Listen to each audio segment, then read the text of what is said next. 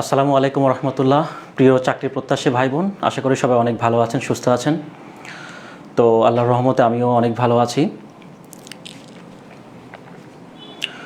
তো আপনারা অনেকে সালাম জানিয়েছেন এবং কেমন আছেন বলেছেন, জিজ্ঞেস করেছেন।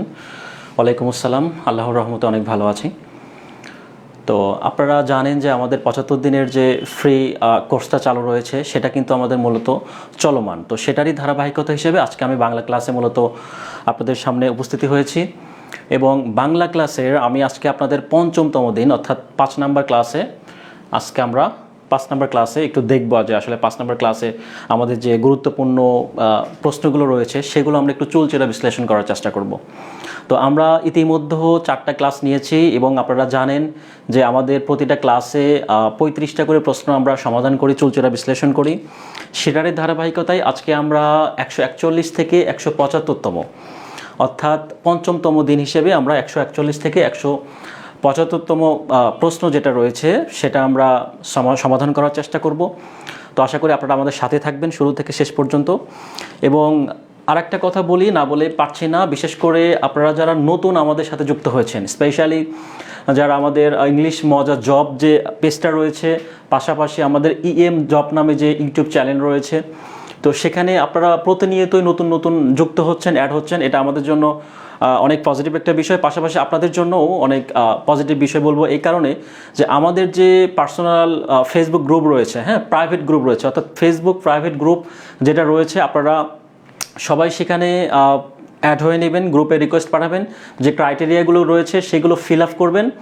আশা করি আপনাদেরকে পর্যায়ক্রমে আমাদের যে প্রাইভেট গ্রুপ রয়েছে ফেসবুকে সেখানে অ্যাড করা হবে।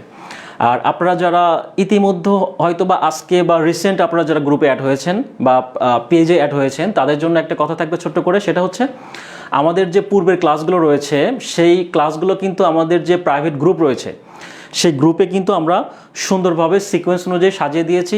পাশাপাশি আমাদের যে ইএম জব ইউটিউব চ্যানেল রয়েছে সেখানেও কিন্তু আমাদের প্লেলিস্টে এই ক্লাসগুলো কিন্তু সুন্দরভাবে সিকোয়েন্স অনুযায়ী সবগুলো ক্লাস সাজিয়ে দেওয়া রয়েছে। তো সুতরাং আপনাদের প্রতি আমাদের এটাই অনুরোধ থাকবে, যারা নতুন বিশেষ করে তারা হয়তো অনেক সময় জিজ্ঞেস করেন যে আমরা গ্রুপে অ্যাড হতে পারছি না, তো দয়া করে রিকোয়েস্ট দিয়ে থাকবেন আমাদের যে অ্যাডমিন প্যানেল রয়েছে বা আমাদের যে মডারেটর রয়েছে পর্যায়ক্রমে আপনাদের সবাইকে আমাদের যে প্রাইভেট গ্রুপ রয়েছে সেখানে অ্যাড করে নেবে। তো দুশ্চিন্তার কোনো কারণ নেই।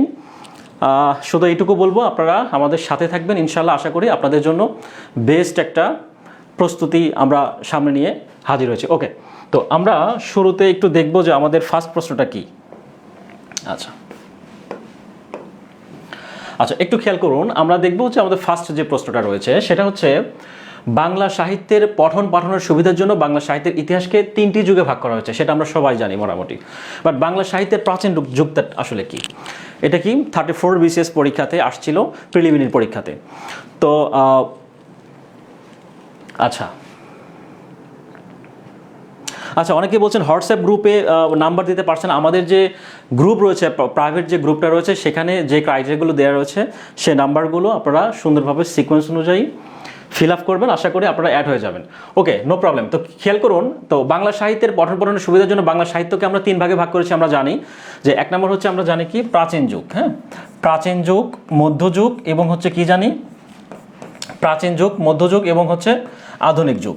তো প্রাচীন যুগ, মধ্যযুগ এবং আধুনিক যুগটা যে আমরা জানি, তো পরীক্ষায় কিন্তু প্রশ্ন আসে যে প্রাচীন যুগের সময়টা আসলে কোন যায়, কতদিন থেকে কতদিন পর্যন্ত, এবং আধুনিক যুগের সময়টা কোনটা, কতদিন থেকে কতদিন পর্যন্ত, এবং মধ্যযুগ। তো এই টাইপের কিন্তু প্রশ্ন পরীক্ষায় এসে থাকে, যেটা আমরা দেখলাম 34তম বিসিএসে পরীক্ষায় ছিল। তো খেয়াল করুন, এখানে কিন্তু বলছে প্রাচীন যুগ, এখানে প্রশ্ন করা হয়েছে বাংলা সাহিত্যের প্রাচীন যুগ। প্রাচীন যুগ নিয়ে কিন্তু মোটামুটি দুইজন সাহিত্যিক বা দুইজন বিশিষ্ট ব্যক্তির কিন্তু মত রয়েছে। একটা হচ্ছে প্রাচীন যুগটা মূলত হচ্ছে কি 650 থেকে 1200 পর্যন্ত, এখানে হচ্ছে 650 থেকে 1200, এটা হচ্ছে আমরা প্রাচীন যুগ। এই 650 থেকে যে 1200, এটা হচ্ছে কার মতে? শহীদুল্লাহর মতে, ডক্টর মোহাম্মদ শহীদুল্লাহর মতে আমরা জানলাম যে শহীদুল্লাহর মতে আমরা কি জানলাম? ডক্টর মোহাম্মদ শহীদুল্লাহর মতে প্রাচীন যুগের যে সময়সীমা রয়েছে সেটা হচ্ছে 650 থেকে 1200 পর্যন্ত। আর যদি বলা হয় ডক্টর মোহাম্মদ সুনীতি কুমার চট্টোপাধ্যায়, হ্যাঁ, সুনীতি কুমার চট্টোপাধ্যায়, তো সুনীতি কুমার চট্টোপাধ্যায়ের মতো আমরা কি জানি? এগুলো কিন্তু আপনারা জানেন, তারপরেও আমি একটু ব্যাখ্যা সহকারে পড়ার চেষ্টা করতেছি। এই কারণে এগুলো থেকে কিন্তু অপশন যে বাদবাকিগুলো যেগুলো রয়েছে ওগুলো থেকে কিন্তু পরীক্ষায় প্রায় প্রশ্ন আসতে দেখা যায়। তো সেজন্য আমরা একটু টেকনিক করে পড়বো। তাহলে আমরা জানলাম হচ্ছে প্রাচীন যুগটা আসলে কি 650 থেকে 1200 হচ্ছে প্রাচীন যুগ। এটা কার মতে? ডক্টর মোহাম্মদ শহীদুল্লাহর মতে। তো এখানে কিন্তু 1200 অপশন 650 থেকে 1200 দেওয়া রয়েছে শহীদুল্লাহর মতে। আর যদি বলা হয় যে 950 থেকে 1200, সেটা হচ্ছে কার মত? সেটা হচ্ছে যে সুনীতি কুমার চট্টোপাধ্যায়ের মত। এটা হচ্ছে সুনীতি কুমার চট্টোপাধ্যায়ের মতের কি হয়েছে? সুনীতি কুমার চট্টোপাধ্যায়ের মতে 950 থেকে বা 950 থেকে 1200 পর্যন্ত আমরা প্রাচীন যুগের আমরা সময়সীমা জানলাম। আর মধ্যযুগটা যদি বলা হয় তাহলে কি হবে? মধ্যযুগ হবে 1201 থেকে 1800, এবং আধুনিক যেটা হবে সেটা হচ্ছে 1801 থেকে বর্তমান পর্যন্ত। তো মোটামুটি আমরা প্রাচীন যুগ, মধ্যযুগ এবং আধুনিক যুগ সম্পর্কে আমরা একটু আইডিয়া পেলাম। তো ঠিক আছে, তো এখন আমরা নেক্সট প্রশ্ন একটু খেয়াল করি। নেক্সট প্রশ্ন খেয়াল করুন, পুষ্প সৌরভ কোন সমাসের উদাহরণ? আমাদের কিন্তু বারবার একটা কথা বলি যে আমরা এই প্রশ্নগুলো এমন প্রশ্নগুলো সিলেক্ট করেছি যেগুলো প্রশ্নগুলো আসলে মূলত যে কোনো প্রতিযোগিতার প্রশ্ন। এটা শুধুমাত্র যে বিসিএস বা ফার্স্ট ক্লাস প্রথম শ্রেণীর চাকরির জন্য সুইটেবল, ব্যাপারটা এরকম না। আমরা প্রশ্নগুলো এমনটা সাজিয়েছি যে এটা 11 থেকে 20তম গ্রেডের যে কোনো পরীক্ষা, নিবন্ধন বলুন, ইন্টার সিএ এবং প্রাইমারি হেডমাস্টার, সবগুলো পরীক্ষার জন্য কিন্তু গুরুত্বপূর্ণ এবং বাছাইকৃত প্রশ্নগুলো। ওকে, তো একটু খেয়াল করুন যে পুষ্প সৌরভ কোন সমাসের উদাহরণ? পুষ্প সৌরভ কোন সমাসের উদাহরণ? আমরা একটু যদি কয়েকটা উদাহরণ দেখি, একটু খেয়াল করি আমরা, হ্যাঁ।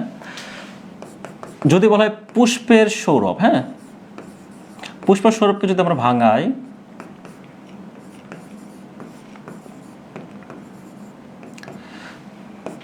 পুষ্পের সৌরভ, বা যদি বলা হয় আমের বাগান, হ্যাঁ, যদি বলা হয় আমের বাগান, বা যদি বলা হয় হচ্ছে ছাত্রের সমাজ, এগুলো কিন্তু আমরা ব্যাস বাক্য, হ্যাঁ, আমরা কিন্তু এগুলো মোটামুটি জানি। তারপরেও হ্যাঁ, তারপরে একটু সুন্দরভাবে বুঝে পড়ার চেষ্টা করব, বুঝে চেষ্টা করবো, হ্যাঁ। ছাত্র সমাজ, আম বাগান।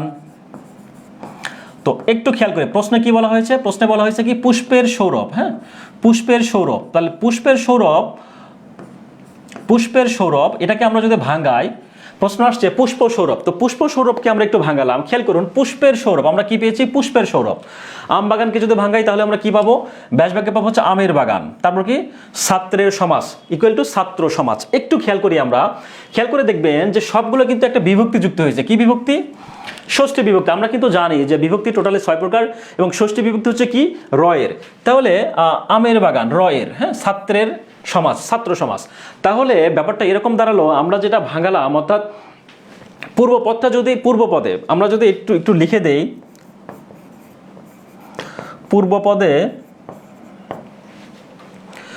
পূর্বপদে ষষ্ঠী বিভক্তির লোপ পাবে, হ্যাঁ, ষষ্ঠী বিভক্তি লোপ পেয়ে পূর্বপদে যদি ষষ্ঠী বিভক্তি লোপ পেয়ে যে সমাসটা আসলে হয়, পেয়ে যে সমাস হয় তাকে আমরা কি জানি, যে সমাস হয় সেটা হচ্ছে কি, সেটা হচ্ছে তৎপুরুষ সমাস বা ষষ্ঠী তৎপুরুষ সমাস। ষষ্ঠী তৎপুরুষ সমাস সেটা কিন্তু আমরা জানলাম। ওকে, তাহলে ষষ্ঠীর এখানে তাহলে প্রশ্নটা কি ছিল, পুষ্প সৌরভ কোন সমাসের উদাহরণ? তো পুষ্প সৌরভ উদাহরণটা আমরা জানলাম, পুষ্প সৌরভকে ভেঙে আমরা যেটা পেলাম সেটা হচ্ছে পুষ্পের সৌরভ। তাহলে এখানে রয়ের বা ষষ্ঠী বিভক্তি যেগুলো রয়েছে, প্রশ্নে আমাদের ব্যাখ্যা কি বলা হয়েছে, পূর্বপদে, এই পদটা হচ্ছে পূর্বপদ আর র হচ্ছে ষষ্ঠী বিভক্তি। তার মানে পূর্বপদে ষষ্ঠী বিভক্তির লোপ পেয়ে যে সমাসটা হয় সেটা হচ্ছে ষষ্ঠী তৎপুরুষ সমাস। তার মানে আমরা অ্যান্সারটা পেলাম হচ্ছে সঠিক উত্তর ষষ্ঠী তৎপুরুষ সমাস, অর্থাৎ সঠিক উত্তরটা আমরা যেটা পেলাম সেটা হচ্ছে তৎপুরুষ সমাস হচ্ছে ষষ্ঠী তৎপুরুষ। ওকে, ষষ্ঠী তৎপুরুষ, ঠিক আছে। তা সেকেন্ড প্রশ্নটা আমরা একটু খেয়াল করি। পরবর্তী প্রশ্ন একটু দেখি যে ইসলামের ইতিহাস এবং ঐতিহ্য কোন কবির উপজীব্য বিষয়, কোন কবিতার? সাত সাগরের মাঝি ফরুক আহমেদ, নুরনামা আব্দুল হাকিম, কয়েকটা অপশন আমরা দেখেছি এখানে, হ্যাঁ ঠিক আছে। তো পরীক্ষায় কিন্তু ইদানিং আমরা একটু খেয়াল করে দেখব যে ফরুক আহমেদ থেকে কিন্তু খুবই প্রশ্ন হচ্ছে পরীক্ষাতে, অনেক প্রশ্ন হচ্ছে যেগুলো আসলে এবং ডিপলি প্রশ্ন হচ্ছে। তো আমরা যদি একটু ঘাটাঘাটি করে দেখি যে বিগত যে প্রশ্নগুলো ছিল ফরুক আহমেদ থেকে, সেই বিগত প্রশ্ন যদি একটু ডিপলি পড়ার চেষ্টা করি তাহলে এখান থেকে কিন্তু আমাদের যে পূর্বে যে পরীক্ষা ছিল একটু খেয়াল করলে দেখব যে এখান থেকে কিন্তু চলে আসে পরীক্ষায়, বাট আমরা সেইগুলো আসলে বিশ্লেষণ করে পড়ার চেষ্টা করি না বা শুধু নর্মালি এমনিতেই পড়ি, যার কারণে আমরা এগুলো আসলে একটু বুঝতে প্রবলেম হয়। একটু খেয়াল করুন যে ইসলামের ইতিহাস ও ঐতিহ্য কোন কবির উপজীব্য? এটা হচ্ছে সাত সাগরের মাঝি ফরুক আহমেদ। সাত সাগরের মাঝিটা কি লিখেছেন? ফরুক আহমেদ। সাত সাগরের মাঝি এটা আসলে 1944 সালে প্রকাশিত হয়। হ্যাঁ, সাত সাগরের মাঝি এটা হচ্ছে ফরুক আহমেদের একটা কাব্যগ্রন্থ, যেটা কিনা ফরুক আহমেদের কাব্যগ্রন্থ সাত সাগরের মাঝি, যেটা কিনা 1944 সালে ডিসেম্বরে, 1944 ডিসেম্বরে প্রকাশিত হয়।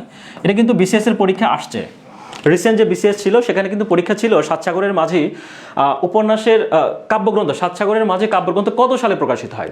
আমরা জানলাম কি 1944 সালে প্রকাশিত হয়। তো সাত সাগরের মাঝি টোটালে মোটামুটি 19টি কবিতা, টোটালে মোট কবিতা হচ্ছে 19টি কবিতা রয়েছে।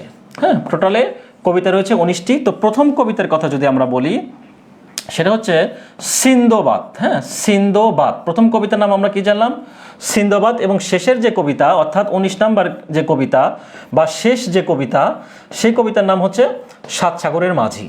অর্থাৎ কাব্যগ্রন্থের যে নাম সেটার নাম অনুপাতে কিন্তু এই সাত সাগরের মাঝি নামটা প্রচলন হয়েছে, ঠিক আছে। তো আচ্ছা, এখন আমরা পরবর্তী প্রশ্ন একটু খেয়াল করি। পরবর্তী প্রশ্ন আচ্ছা, আপনাদের একটা জিনিস আমি লক্ষ্য করছি যে আপনারা অনেকেই অ্যান্সার দিচ্ছেন, এটা কিন্তু খুব ভালো একটা বিষয়। কারণ আমরা যখন পড়াবো বা ব্যাখ্যা সহকারে বোঝার চেষ্টা করব তখন কিন্তু আপনারা যারা পারেন তারা একটু চেষ্টা করবেন যে কাইন্ডলি অ্যান্সারগুলো একটু টাইপিং করতে, নিজেরা একটু লিখতে। কারণ এটা যেটা হয় সেটা হচ্ছে আপনি তো জানেনই পরবর্তীতে যে ব্যাখ্যাগুলো আমরা পড়ছি সেই ব্যাখ্যাগুলো যখন আপনি লিখবেন সেটা কিন্তু আপনার মেমোরিতে কিন্তু অনেক কি হবে, সাস্টেইনেবল হবে। হ্যাঁ, পরবর্তীতে আপনার জন্য অনেক সুবিধা হবে। তো সুতরাং আপনাদের প্রতি অনুরোধ থাকবে যারা আপনারা জানেন আপনারা হচ্ছে কমেন্টে লিখবেন সঠিক অ্যান্সারটা, এবং ব্যাখ্যা যদি পারেন দু একটা সেটাও লিখবেন। হ্যাঁ, আর আপনারা যদি মনে করেন যে যদি আপনাদের আরও পরিচিত ফ্রেন্ড সার্কেল যারা রয়েছে তারা আমাদের ক্লাসটা দেখুক, অবশ্যই তাদের মেনশন করবেন এবং চাইলে আপনারা শেয়ার করতে পারেন আমাদের ক্লাসটা। ওকে, দেখুন এবার ডক্টর মোহাম্মদ শহীদুল্লাহর মতে বাংলা ভাষার উৎপত্তি কোন প্রাকৃত স্তর থেকে? আমরা জানি প্রাকৃত স্তর থেকে, কিন্তু মূলত হচ্ছে বাংলা ভাষাটা হচ্ছে কোথা থেকে এসেছে? বাংলা ভাষার উৎপত্তিটা হচ্ছে কিন্তু প্রাকৃত স্তর থেকে আসছে। এখন কথা হচ্ছে যে প্রাকৃত স্তরের কোন স্তর থেকে আসছে? মাগধী প্রাকৃত, গৌড়ীয় প্রাকৃত, না আসলে কি প্রাকৃত? তো সর্বজন স্বীকৃত যেটা বলা হয় ডক্টর মোহাম্মদ শহীদুল্লাহর মত, এখানে কিন্তু দুইটা মত পাওয়া যায়, একটা হচ্ছে শহীদুল্লাহর মত আর একটা হচ্ছে যে সুনীতি কুমার চট্টোপাধ্যায়ের মত। হ্যাঁ, সুনীতি কুমারের মত। তো একটা যদি বলি আমি শহীদুল্লাহর মত আর একটা যদি বলি সুনীতি কুমার চট্টোপাধ্যায়। হ্যাঁ, সুনীতি কুমার চট্টোপাধ্যায়। তাহলে শহীদুল্লাহর মতে আমরা জানলাম যে প্রাকৃত তো বটেই, বাট এটা কোন প্রাকৃত? অ্যান্সারটা হচ্ছে গৌড়ীয় প্রাকৃত। আর যদি বলা হয় সুনীতি কুমার চট্টোপাধ্যায়ের মতে কোনটা, তাহলে সেটার অ্যান্সার হবে হচ্ছে কোন? মাগধী প্রাকৃত। তাহলে আমরা দুইটা তথ্য জানলাম, ডক্টর মোহাম্মদ শহীদুল্লাহর মতে বাংলা ভাষার উৎপত্তি কোন প্রাকৃত থেকে, যেটা অ্যান্সারটা হচ্ছে গৌড়ীয় প্রাকৃত। আর যদি বলে সুনীতি কুমার চট্টোপাধ্যায়ের মতে আসলে কোন প্রাকৃত থেকে বাংলা ভাষার উৎপত্তি, সেটার অ্যান্সার কি জানলাম, মাগধী প্রাকৃত। তো আমরা এখান থেকে দুইটা প্রশ্ন জানলাম। ওকে, পরবর্তী প্রশ্ন একটু খেয়াল করি। পরবর্তী প্রশ্ন, নবনূর পত্রিকার সম্পাদককে। আমাদের কিন্তু প্রায় বিশেষ পরীক্ষায় কিন্তু পত্রিকা সম্পর্কে প্রশ্ন আসে, হ্যাঁ, পত্রিকা নিয়ে প্রশ্ন আসে। তো একটু খেয়াল করুন, নবনূর পত্রিকার সম্পাদককে। নবনূর পত্রিকার সম্পাদক হচ্ছে কে, সৈয়দ এমদাদ আলী। নবনূর পত্রিকাটা আসলে মূলত এটা কত সালে একটু খেয়াল করি। নবনূর পত্রিকার সম্পাদক হচ্ছে সৈয়দ এমদাদ আলী। এটা হচ্ছে 1903 সালে প্রকাশিত হয়, হ্যাঁ, 1903 সালে প্রকাশিত হয় কলকাতা থেকে। 1903 সালে কলকাতা থেকে নবনূর পত্রিকাটি প্রকাশিত হয়, যেটা কিনা প্রকাশনা করেছেন কে, সৈয়দ ইমদাদ আলী। সৈয়দ ইমদাদ আলী, হ্যাঁ, সৈয়দ ইমদাদ আলী। তাহলে প্রকাশিত আমরা কোথায় জানলাম, কত সালে, সালটা জানলাম 1903 সালে, এবং কোথা থেকে প্রকাশিত হয়, কলকাতা থেকে। তো এই নবনূর পত্রিকার মূলত হচ্ছে যিনি উদ্দেশ্যটা যেটা ছিল, সেটা হচ্ছে তৎকালীন সময়ে যে বাংলার মুসলমান ছিল, বাংলার মুসলমানদের উন্নতির জন্য, মূলত বাংলার মুসলমানদের উন্নয়নের জন্য, বা বাংলার মুসলমানদের, বা সেই সময়ে কলকাতা বাংলার মুসলমানদের জন্য, মুসলমানদের উন্নয়নের জন্য মূলত এই পত্রিকাটা কি করা হয়, প্রকাশিত করা হয়। মুসলমানদের উন্নয়নের জন্য নবনূর পত্রিকাটা প্রকাশিত করা হয় কত সালে, 1903 সালে। ওকে, 1903 সালে, ঠিক আছে। আচ্ছা, পরবর্তী প্রশ্ন একটু খেয়াল করি। ভাষার কোন রীতি তদ্ভব শব্দবহুল। আমরা কিন্তু প্রথম যে ব্যাকরণের যে প্রথম যে অধ্যায়টা রয়েছে, সেখানে কিন্তু আমরা দেখেছি সাধু ভাষা এবং চলিত্র ভাষা, যে কয়েকটা সাধু এবং চলিত ভাষা, সেই ভাষার কয়েকটা কিন্তু বৈশিষ্ট্য রয়েছে। এই বৈশিষ্ট্যগুলো কিন্তু প্রায়ই বিভিন্ন পরীক্ষায়, বিভিন্ন সময়ে, বিভিন্ন পরীক্ষাতে কিন্তু চলে আসে, ঠিক আছে।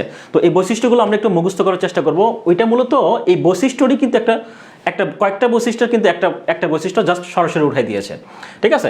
এটা আসছিল 11তম বেসরকারি নিবন্ধন পরীক্ষাতে।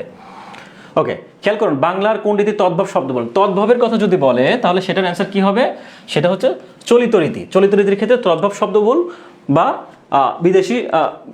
বিদেশি তদ্ভব, এখানে কি তদ্ভব শব্দবহুল, সেক্ষেত্রে কোন রীতি, চলিত রীতির ক্ষেত্রে। আর যদি বলা হয় ভাষার কোন রীতি তৎসম শব্দবহুল, তৎসমর কথা যদি বলা হয় তৎসম শব্দবহুল কোনটা, তাহলে সেটা কিন্তু অ্যান্সার হবে সাধুরীতি, হ্যাঁ। তারপর নাটকের সংলাপের জন্য উপযোগী কি, হ্যাঁ, বক্তৃতা দানের জন্য উপযোগী, এগুলো কিন্তু আপনারা বৈশিষ্ট্যের মধ্যে পেয়ে যাবেন এবং জানেন আপনারা, হ্যাঁ।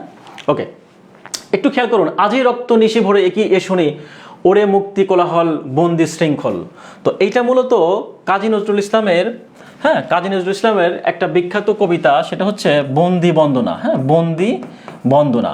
এই বন্দি বন্দনাটা কাজী নজরুল ইসলামের কবিতার লাইন, বন্দি বন্দনা কবিতা রয়েছে, সেই বন্দি বন্দনা কবিতার একটা লাইন, এটা হচ্ছে কাজী নজরুল ইসলামের। তো আরো একটা কথা যদি বলি, যদি বলা হয় বন্দির বন্দনা, একটা হচ্ছে বন্দি বন্দনা আর একটা হচ্ছে বন্দির বন্দনা।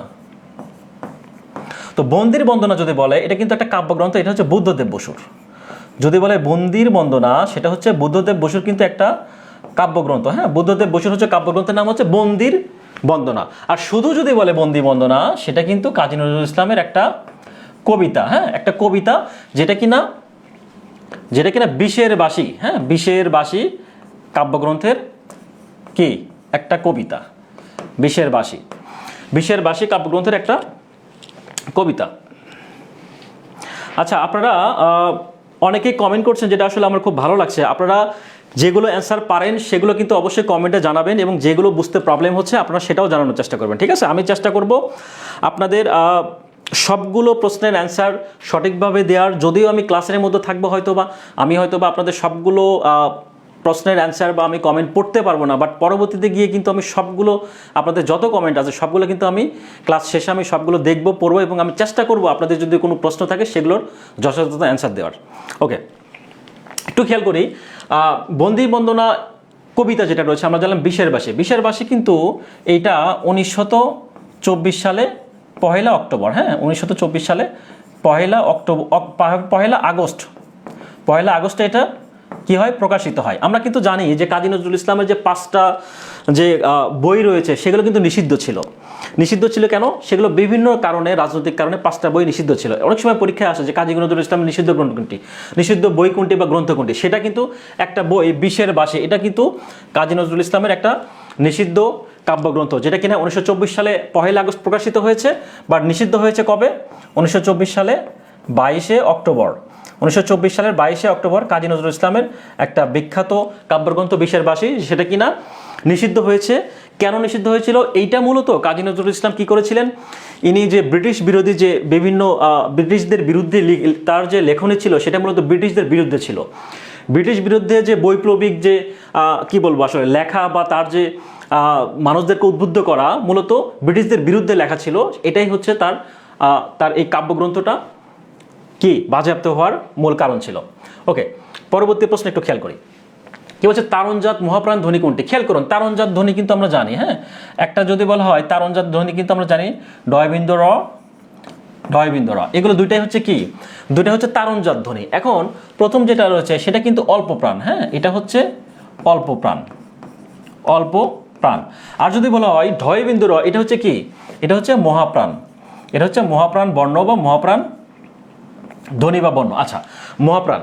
তাহলে প্রথমটা তারণজাত বর্ণ আমরা কয়টা জানলাম? তারণজাত বর্ণ হচ্ছে দুইটা, তারণজাত বর্ণ হচ্ছে টোটালে দুইটা, তারণজাত বর্ণ হচ্ছে দুইটা, একটা হচ্ছে ডয়বিন্দু র আর একটা হচ্ছে ঢয়বিন্দু র। তো প্রথম ডয়বিন্দু র সেটা হচ্ছে অল্পপ্রাণ ধ্বনি বা বর্ণ, আর ঢয়বিন্দু র সেটা হচ্ছে মহাপ্রাণ। আমাদের প্রশ্ন কি বলেছে খেয়াল করুন, প্রশ্নে বলছে তারণজাত মহাপ্রাণ ধ্বনি কোনটি? তারণজাত মহাপ্রাণ, অর্থাৎ এখানে কিন্তু তারণজাতের মধ্যে আমরা জানি দুইটা বর্ণ, তার মধ্যে একটা ডয়বিন্দু র একটা ঢয়বিন্দু, একটা হচ্ছে অল্পপ্রাণ একটা হচ্ছে মহাপ্রাণ। প্রশ্নে বলেছে মহাপ্রাণ ধ্বনি, তাহলে মহাপ্রাণ ধ্বনি হচ্ছে কি, খ নাম্বারটা অ্যান্সার হচ্ছে ডয়বিন্দু র। আশা করি আপনারা বুঝতে পেরেছেন। হ্যাঁ,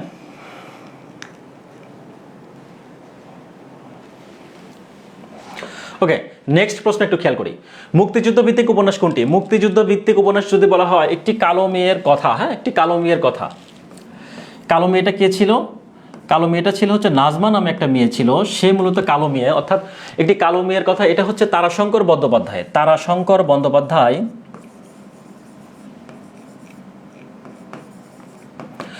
কালো মেয়ের কথা তারাশঙ্কর বন্দ্যোপাধ্যায় নামে যে ঔপন্যাসিক ছিলেন, ইনি মূলত এই উপন্যাসটা রচনা করেছিলেন, যেটা কিনা মুক্তিযুদ্ধ ভিত্তিক উপন্যাস। হ্যাঁ, এটা কালো মেয়ের কথা, এটা কত সালে প্রকাশিত হয়? 1971 সালে প্রকাশিত হয়। এবং এটার চরিত্র ছিল বা নায়িকা, যেটাই আমরা বলি না কেন, প্রধান চরিত্র ছিল নাজমা নামে একটি কালো মেয়ে, তাকে কেন্দ্র করে মূলত এই উপন্যাসটা লেখা হয়। আর 23 নম্বর তেলচিত্র এটা কার ছিল? এটা ছিল হচ্ছে আলাউদ্দিন আল আজাদের, আলাউদ্দিন আল আজাদ। হ্যাঁ, আলাউদ্দিন আল আজাদের 23 নম্বর তেলচিত্র। আচ্ছা, ইছামতি কে ছিল? বিভূতিভূষণ বন্দ্যোপাধ্যায়। ইছামতি ছিল হচ্ছে বিভূতিভূষণ বন্দ্যোপাধ্যায়। ইছামতিটা লিখেছেন কে? বিভূতি, হ্যাঁ, বিভূতিভূষণ বন্দ্যোপাধ্যায়। ওকে, বিভূতিভূষণ বন্দ্যোপাধ্যায়।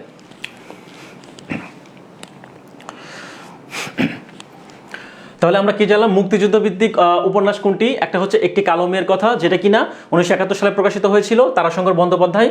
এবং 23 নম্বর তেলচিত্র আলাউদ্দিন আল আজাদ। তারপর হচ্ছে কি ইছামতি হচ্ছে বিভূতিভূষণ বন্দ্যোপাধ্যায়। হ্যাঁ, আর আয়নামতির পালা এটা হচ্ছে সৈয়দ শামসুল হক, এটা লিখেছেন সৈয়দ শামসুল হক। হ্যাঁ, এটা একটু লিখে নেন, সৈয়দ শামসুল হক, সৈয়দ শামসুল হক। আচ্ছা, সৈয়দ শামসুল হক হচ্ছে। পরবর্তী প্রশ্ন একটু খেয়াল করি। ধর্মহর সন্ধি সূত্র কি? অর্থাৎ আমরা যে ধ্বনি পরিবর্তনের যে অনেকগুলো নিয়ম রয়েছে, যেরকম স্বরসঙ্গতি, তারপর অপিনিহিতি, সমীভবন, বিষমীভবন, এগুলো থেকে কিন্তু প্রায় পরীক্ষায় প্রশ্ন আসতে দেখা যায়। ঠিক আছে, তো আমরা একটু খেয়াল করি ধর্ম থেকে ধরম হওয়ার সন্ধি সূত্র কি, অর্থাৎ এটা কোন নিয়মে গঠিত হয়েছে? এটার অ্যান্সার হচ্ছে স্বরভক্তি। কেন স্বরভক্তি হবে? একটু খেয়াল করি, যদি বলা হয় স্বপ্ন, হ্যাঁ, স্বপ্নকে যদি আমরা ভাঙাই তাহলে আমরা কি পাবো? স্বপ্ন। হ্যাঁ, একটু খেয়াল, পয়ের সাথে কিন্তু দন্তন্য যুক্ত রয়েছে, তাহলে আমরা এখানে স্বপ্ন দন্ত শয় বটা লিখলাম, পটা লিখলাম, শেষে কি করলাম, যেটা আছে দন্তন্যটা বসাই দিলাম। যদি বলা হয় রত্ন, রত্নকে যদি আমরা ভাঙাই তাহলে কি করব? রতন। খেয়াল করুন, এটা কিন্তু ভাঙানো ছিল, যুক্ত ছিল, সেটা কিন্তু কি আলাদা হয়ে যাচ্ছে। হ্যাঁ, সেটা কিন্তু আলাদা হয়ে যাচ্ছে। যদি বলা হয় রতন, রতন থেকে কিন্তু এই তয় দন্তন্য কিন্তু আলাদা হয়ে যাচ্ছে। ঠিক আছে, তারপর যদি বলা হয় যে হর্ষ, হর্ষ, এখানে উপরে রেপ মানে কি? রেপ মানে একটা র, তার মানে কি এটা হরস, হর্ষ থেকে হরস। হ্যাঁ, হর্ষ থেকে হরস। তাহলে আমরা যেটা বুঝলাম ধর্ম থেকে কি, সেই রকম এটা কি, এটা রেপ মানে কি? রেপ মানে হচ্ছে র, তাহলে ধর্ম থেকে ধরম। তাহলে এটা কোন নিয়মে গঠিত হয়েছে? এটা হচ্ছে স্বরভক্তি। স্বরভক্তির আরেক নাম কি? স্বরভক্তির যদি অপশনে না থাকে তাহলে কি হবে? প্রকর্ষ, বিপ্রকর্ষ অপশন থাকবে। বিপ্রকর্ষ যদি অপশনে না থাকে তাহলে কি অপশন থাকবে? মধ্য স্বরাগম। মধ্য স্বরাগম। স্বরাগম মানে কি? স্বরের আগমন। মধ্য স্বরাগম মানে কি? মাঝখানে একটা স্বরের আগমন হবে। স্বরের আগমন, দ্যাট মিনস এখানে কি বলছে? রত্ন থেকে যখন আমরা কি পেয়েছি, রত্ন থেকে রতন, মাঝখানে একটা স্বর আসছে না, স্বরের আগমন, সেটাই বলছে মধ্য স্বরাগম। মানে কি? মাঝখানে একটা স্বরের আগমন ঘটবে, দ্যাট মিনস মধ্য স্বরাগম। বা আমরা কি পেলাম এখানে? কিন্তু অপশনে এটাও থাকতে পারতো স্বরভক্তি না থেকে বিপ্রকর্ষ। কেন? স্বরভক্তিরই অন্য নাম হচ্ছে বিপ্রকর্ষ বা মধ্য স্বরাগম, একই কথা। ঠিক আছে, তো আমরা এই নিয়মে এটা জানলাম। আচ্ছা, খেয়াল করি এবার মহেন্দ্র এবং বিনোদিনীর নিচের কোন উপন্যাসের চরিত্র? মহেন্দ্র এবং বিনোদিনী, এটা কিন্তু চোখের বালি উপন্যাসের। এটা হচ্ছে রবীন্দ্রনাথ ঠাকুরের চোখের বালি। এটা হচ্ছে কি? মনস্তাত্ত্বিক। এটা হচ্ছে রবীন্দ্রনাথের মনস্তাত্ত্বিক উপন্যাস। মনস্তাত্ত্বিক উপন্যাস। চোখের বালি উপন্যাস হচ্ছে কার? রবীন্দ্রনাথের মনস্তাত্ত্বিক উপন্যাস চোখের বালি। ঠিক আছে, চোখের বালি, মহেন্দ্র এবং বিনোদিনী নিচের কোন উপন্যাসের চরিত্র? প্রায় কিন্তু চরিত্র আসতে দেখা যায়। হ্যাঁ, বিভিন্ন ধরনের চরিত্র আসে, যে চরিত্রগুলো আসলে খুবই গুরুত্বপূর্ণ, স্পেশালি রবীন্দ্রনাথ, শরৎচন্দ্র, হ্যাঁ, তো এই টাইপের যারা বঙ্কিম, এদের যে বিভিন্ন লেখনী রয়েছে বা উপন্যাস রয়েছে, সেখান থেকে কিন্তু বেশি চরিত্রগত যে বিষয় রয়েছে, প্রশ্নগুলো, সেগুলো কিন্তু মূলত এই চরিত্র থেকে, এই উপন্যাসগুলো থেকে হয়ে থাকে। তো তাহলে জানো কি মহেন্দ্র এবং বিনোদিনী হচ্ছে কোন উপন্যাসের চরিত্র? চোখের বালি। এটা হচ্ছে 1903 সালে প্রকাশিত হয়। হ্যাঁ, 1903 সালে প্রকাশিত হয়। ওকে, মনস্তাত্ত্বিক উপন্যাস। ওকে, পরবর্তী প্রশ্ন, বর্ণমালার ব্যবহৃত মাত্রাহীন বর্ণগুলোর মধ্যে কতটি ব্যঞ্জন বর্ণ? এখানে কিন্তু প্রশ্ন আসছে, আমরা কিন্তু ধ্বনি এবং বর্ণ যে অধ্যায়টা রয়েছে সেখান থেকে কিন্তু খুবই গুরুত্বপূর্ণ প্রশ্ন, অনেকগুলো প্রশ্ন হয় বিশেষ পরীক্ষাতে।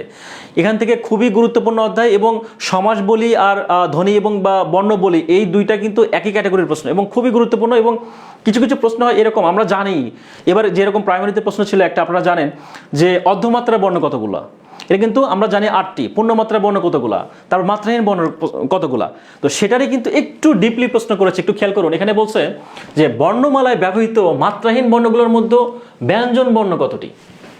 প্রশ্নটা কিন্তু একটু ক্রিটিক্যাল।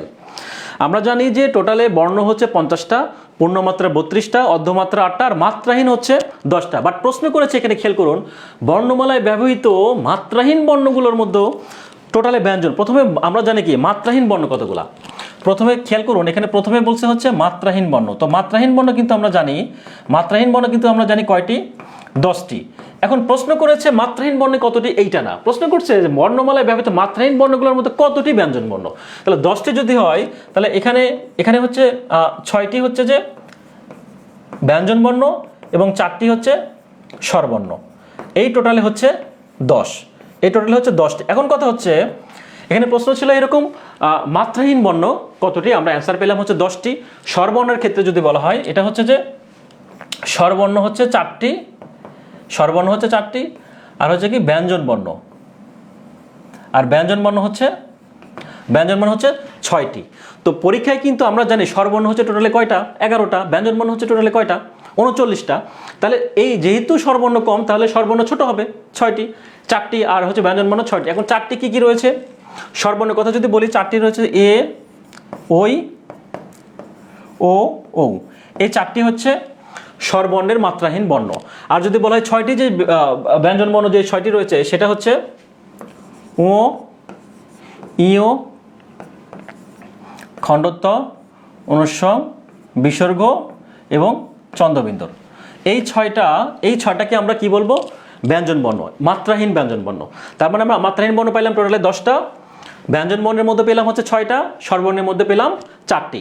এখন পরীক্ষা কিন্তু এইটাও থাকতে পারে যে ব্যঞ্জন বর্ণ যে মাত্রাহীন 6টি রয়েছে, সে 6টা কি কি? ও, ইও, খণ্ডত্ব, অনুস্বর, বিসর্গ, চন্দ্রবিন্দু। তো এগুলো একটু পড়ে নেবেন কষ্ট করে। ওকে, সত্য সুন্দর দাস কার ছদ্মনাম? ছদ্মনাম, পরীক্ষা কিন্তু ছদ্মনাম আসে। ছদ্মনাম সম্পর্কে আমরা বললে কিন্তু অনেক কিছুই মাথায় চলে আসে, হ্যাঁ, বাট পরীক্ষার সেন্টারে গিয়ে কিন্তু আমাদের কনফিউশন তৈরি হয়। তো এই বিষয়গুলো একটু খেয়াল করতে হবে। একটু দেখি, সত্য সুন্দর দাস কার ছদ্মনাম? এটা কিন্তু মোহিতুল্লাল মজুমদার। মোহিতুল্লাল মজুমদারের ছদ্মনাম কিন্তু হচ্ছে সত্য সুন্দর দাস। আর হচ্ছে কি জরাসন্ধ, জরাসন্ধটা হচ্ছে কার? জরাসন্ধটা হচ্ছে চারুচন্দ্র চক্রবর্তী, চারুচন্দ্র চক্রবর্তী। আর যদি বলা হয় কালিকানন্দ কার? কালিকানন্দ হচ্ছে দুলাল চন্দ্র মুখোপাধ্যায়, দুলাল চন্দ্র মুখোপাধ্যায়, হ্যাঁ, দুলাল চন্দ্র মুখোপাধ্যায়। চট্টোপাধ্যায়। এটা হচ্ছে কার ছদ্মনাম? এটা হচ্ছে কালিকানন্দ। আর বিমল ঘোষ তো আমরা জানি সবাই, এটা হচ্ছে মৌমাছি। হ্যাঁ, বিমল ঘোষ হচ্ছে মৌমাছি, মৌমাছি। বিমল ঘোষের ছদ্মনাম হচ্ছে মৌমাছি নামে তিনি ছদ্মনামে নিজেকে পরিচয় করিয়ে দিতেন। ওকে, নত্যবিধি অনুসারে কোন বানানটি সত্য? দেখুন একটু খেয়াল করুন, এটা কিন্তু খুবই খুবই গুরুত্বপূর্ণ একটা প্রশ্ন এবং পরীক্ষার সেন্টারকে খুবই কনফিউশন তৈরি করে। এটা যে শুধুমাত্র নত্যবিধান অনুপাতে পরীক্ষা আসে ব্যাপারটা এটা না, এটা কিন্তু বিসিএস পরীক্ষাতে যে শুদ্ধ বানান আসে বা ইন্টারসি পরীক্ষায় যে শুদ্ধ বানানগুলো আসে সেখান থেকে কিন্তু এই প্রশ্নটা খুবই আসে। এবং আমাদের সব থেকে বেশি কনফিউশন যে প্রশ্নটা তৈরি করে সেটা কিন্তু এই নত্যবিধান অনুসারে যে বানানটা এইটা একটু খেয়াল করি। আমি কয়েকটা বিষয় একটু লক্ষ্য করুন, আমি একটু কয়েকটা বিষয় বলে দেই। একটা হচ্ছে যদি বলা হয় অপরাহ্ন, অপরাহ্ন একটু খেয়াল করি, অপরাহ্ন। যদি বলা হয় পূর্বাহ্ন, হ্যাঁ, যদি বলা হয় প্রাগ্ন, এইটা একটা অপশন। আর এই পাশে যদি আমি লিখি সায়াহ্ন, হ্যাঁ একটু খেয়াল করি, এই পাশে যদি আমি লিখি সায়াহ্ন,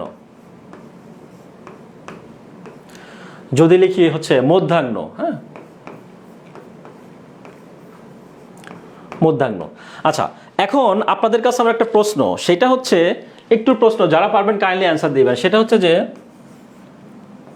হয়ের সাথে দন্তন্য নাকি মূর্ধন্য, নিচে যেটা লিখলাম এই দুটো আসলে কি? হ্যাঁ, এই হয়ের সাথে কোন বর্ণটা যুক্ত রয়েছে আর এই হয়ের নিচে এটা কোন বর্ণটা যুক্ত রয়েছে, এটা কি কেউ বলতে পারবেন? এইটা কিন্তু আমাদের পরীক্ষায় সব থেকে আমাদেরকে ভোগায় এবং আমাদের এই সমস্যাটার জন্য আমাদের প্রায়ই এই টাইপের যে প্রশ্নগুলো হয়ে থাকে, অপরাহ্ন, মধ্যাহ্ন, পূর্বাহ্ন, প্রাহ্ন, সায়াহ্ন, এই টাইপের প্রশ্ন কিন্তু আমরা ভুলে যাই। আসলে দন্তন্যটা আসলে উপরে হবে নাকি নিচে হবে, এটা আমাদের মধ্যে একটা কি বলবো আসলে মানে একটা জরুরি সমস্যা বলা যায় আর কি। ঠিক আছে, বার্নিং কোশ্চেন বলা যায়। তো ঠিক আছে, একটু বলি আমি। আচ্ছা, আপনারা অনেকেই কমেন্টে লিখছেন, হ্যাঁ আচ্ছা গুড, অনেকেই লিখছেন। তারপরেও যারা নতুন আসছেন বা যারা জানেন না তাদেরকে একটু আমি বলে দেই, এইটা কিন্তু আমরা মনে করি কি এটা হচ্ছে মূর্ধন্য, হয় সাথে যেহেতু মূর্ধন্যর মতো দিয়েছে, বাট এটা হচ্ছে মূর্ধন্য, আর এটা হচ্ছে দন্তন্যর মতো, তাহলে এটা দন্তন্য, বাট এটা হচ্ছে সম্পূর্ণ ভুল, এটা হচ্ছে সম্পূর্ণ ভুল। হ্যাঁ, এটা হচ্ছে ভুল অ্যান্সার, এটা ভুল অ্যান্সার। তাহলে সঠিক অ্যান্সারটা হচ্ছে কি? সঠিক অ্যান্সারটা হচ্ছে এই উপরে যেটা রয়েছে হয়ের সাথে, অর্থাৎ হৃদয়ের ভিতরে যেটা রয়েছে, মানুষের হৃদয় অন্তরে যেটা থাকে সেটা হচ্ছে যে দন্তন্য। ঠিক আছে, উপরেরটা হচ্ছে দন্তন্য আর নিচের যেটা দন্তন্যর মতো দেখতে, বাট এই নিচেরটাই হচ্ছে মূর্ধন্য। এই বেসিকটা আমরা একটু ক্লিয়ার করে নেই। প্রথমে যেটা হয়ের মতো যেটা থাকে সেটা হচ্ছে দন্তন্য, আর নিচে যেটা থাকে হয়ের নিচে সেটা হচ্ছে কি আমরা কি বলবো? মূর্ধন্য বলবো, মূর্ধন্য বলবো। ঠিক আছে, তো একটু কথা বলি, সেটা একটু টেকনিকটা আমি একটু অনেক সময় উল্টাপাল্টা হয়ে যায়। সাধারণত মানুষের নাম সাধারণত কি হয়, দন্তন্যতে অনেকগুলো প্রাণীর নাম রয়েছে না, দন্তন্যতে কিন্তু অনেকগুলো মানুষের নাম রয়েছে, বাট মূর্ধন্যতে কিন্তু মানুষের নাম নেই বললেই চলে। আপনি একটা নামও খুঁজে পাবেন না যেটা শুরুতে মূর্ধন্য থাকবে, বাট মানুষের নাম কিন্তু অনেক পাবেন যেগুলো দন্তন্যতে শুরু করা। ঠিক আছে, তো যারা দন্তন্যতে অনেক নাম, যেরকম নাইম রয়েছে, নাজমুল রয়েছে, এরকম হাজার হাজার নাম পাবেন। তো মানুষজন যাদের নাম দন্তন্য, যেহেতু মানুষের নাম, তাহলে মানুষজন সাধারণত কি চায়? যে হৃদয়ে বসছে, মানে মানুষের হৃদয়ে স্থান পেতে চায় না, কোনো কাজের মাধ্যমে, কথার মাধ্যমে, সহযোগিতার মাধ্যমে, একে অপরের সাহায্যের মাধ্যমে কি হয়, মানুষ কিন্তু মানুষকে হৃদয়ে স্থান দেয়, ভেতরে অন্তরে স্থান দেয়। ঠিক আছে, তাহলে এই হৃদয়ে স্থান দেওয়ার ক্ষেত্রে কি হবে, যেহেতু দন্তন্যতে মানুষের নাম হয়, তাহলে মানুষ তো হৃদয়েই প্রবেশ করে, তাহলে এইটা হৃদয়ে বুকের ভিতরে যে নেয় সেটাকে আমরা দন্তন্য হিসেবে চিনলাম। আর যেটা দন্তন্য নিচে, অর্থাৎ হয়ের নিচে থাকবে, মূর্ধন্য জানলাম, সেটা কিন্তু আমাদের হৃদয়ের স্থান, এটা আমাদের পায়ের নিচের স্থান হবে। যেটা পায়ের নিচে সেটা হচ্ছে মূর্ধন্য, আর যেটা হৃদয়ের স্থান পাবে সেটা হচ্ছে দন্তন্য। জাস্ট এটা একটু মাথায় রাখুন। আর নিয়মটা একটু খেয়াল করি, নিয়মটা এটা খুবই গুরুত্বপূর্ণ নিয়ম, একটু মাথায় রাখুন। তিনটা নিয়ম বলে দেব। যদি বলা হয়, একটু খেয়াল করি, যদি বলা হয় রি, হ্যাঁ এটা হচ্ছে রেফ, রেফ, র এবং রেফ, র এবং রফালা, হ্যাঁ রফালা, এই তিনটা যদি থাকে সেগুলোর ক্ষেত্রে যদি রেফ, র এবং রফালা থাকে তাহলে সেটার হচ্ছে কি হবে, সেটা হচ্ছে মূর্ধন্য হবে। সেটার নিয়ম হচ্ছে এগুলো থাকলে মূর্ধন্য হবে, এগুলো থাকলে মূর্ধন্য হবে। এখন কেমন মূর্ধন্য হবে একটু খেয়াল করি। এখানে অপরাহ্ন বানানের ক্ষেত্রে এখানে র কি পেয়েছে, অপরাহ্ন বানানে র আছে না, অপরাহ্ন। যদি রেফ, এখানে পূর্বাঙ্গ বানানোর ক্ষেত্রে রেফ আছে না, আছে। রফালা, তো রফালা ওখানে পয়ের নিচে রফালা আছে না, রফালা। তাহলে এই তিনটা যদি থাকে তাহলে সেটা হবে কি নিয়ম জানছি, সেটা হবে হচ্ছে মূর্ধন্য। এটা কি হবে মূর্ধন্য। তাহলে আমরা নিয়ম জানলাম কয়টা, নিয়ম হচ্ছে তিনটা, জাস্ট নিয়ম হচ্ছে তিনটা, রেফ থাকবে, র থাকবে অথবা রফালা। এই তিনটা নিয়ম যদি থাকে তাহলে সেটার ক্ষেত্রে মূর্ধন্য হবে। তো এই তিনটা ক্ষেত্রে মূর্ধন্য, এখন আমরা জানলাম যে মূর্ধন্য কোথায় বসবে আর দন্তন্য কোথায় বসে, মানে যেটা হৃদয়ের মাঝখানে বসে, মানুষের যেটা ভালোবাসার বস্তু হৃদয়ের মাঝখানে বসে, স্নেহের বস্তু সেটা হচ্ছে কিন্তু হৃদয়ের মাঝখানে থাকে, বুকের মাঝখানে। তাহলে বুকের মাঝখানে থাকলে সেটা কি হয় দন্তন্য। কেন, মানুষই তো সাধারণত বুকের মাঝখানে থাকে, তাই না? তো সেই হিসেবে আমরা দন্তন্য হিসেবে চিন্তা করতে পারি সহজভাবে মনে রাখার জন্য। তাহলে দন্তন্যটা হচ্ছে অন্য নিয়ম। আর নিচে যেটা হবে সেটা হচ্ছে মূর্ধন্য। তার মানে এই শব্দগুলোর পরে মূর্ধন্য হবে। আর মূর্ধন্য কোথায় বসে আমরা জানি, পায়ের নিচে। কোথায়, পায়ের নিচে। তার মানে খেয়াল করুন, এটা র আছে, রি আছে, তার মানে মূর্ধন্য। তাহলে মূর্ধন্য এই যে নিচে, নিচে যে দন্তন্যটা আছে, এই দন্তন্যকে আসলে দন্তন্য না, এটা আমরা কি, এটা হচ্ছে মূর্ধন্য। হ্যাঁ, নিয়ম খেয়াল করুন, এটা হচ্ছে মূর্ধন্য। তার মানে রি, র এবং র ফেলার পরে মূর্ধন্য বসছে। আর অন্য ক্ষেত্রে দেখুন এখানে কি, এখানে কি আছে, এখানে কিন্তু খেয়াল করে দেখুন, এখানে কিন্তু অন্তস্থ জ আছে, এখানে কিন্তু রি, র ফলা কিছুই নেই। এখানে খেয়াল করুন মধ্যাহ্নর ক্ষেত্রে কি আছে, রি, র, রেফ, র ফলা কিছু আছে নাই। তার মানে কি, এটা হচ্ছে বুকের মাঝখানে থাকবে, অর্থাৎ দন্তন্য বসবে। এটা হচ্ছে দন্তন্য বসবে, এটা হচ্ছে দন্তন্য বসবে। হ্যাঁ, তো দন্তন্য কোথায় বসে, মানুষের হৃদয়ে বসে বা বর্ণের হৃদয়ে বসে। আর মূর্ধন্য বসে হচ্ছে শেষে।